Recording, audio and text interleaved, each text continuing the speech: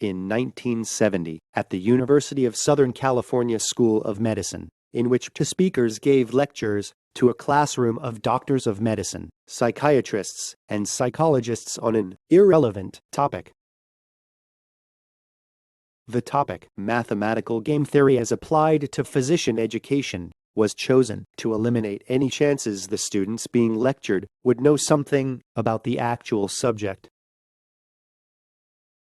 Students were divided into two separate classrooms. One classroom was lectured by an actual scientist, the other by an actor, Michael Fox, who was given the identity Dr. Myron L. Fox, a graduate of Albert Einstein College of Medicine. In the first half of the study, the actor was instructed to teach his material in a more monotone and inexpressive voice. This lecture was then compared to the control lecture by the scientist.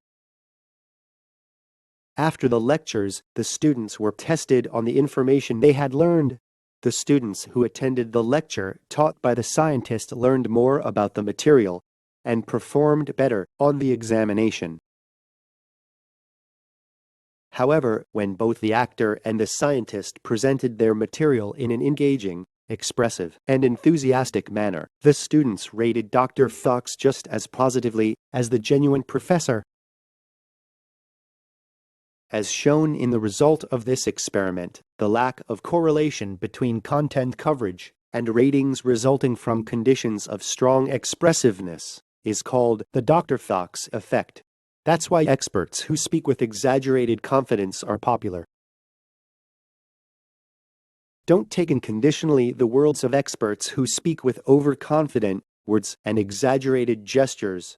If you take their words for it and reflect it in your decision-making, you are very likely to fail. You may tilt your head, but there's a lot of experimental evidence that identifies this.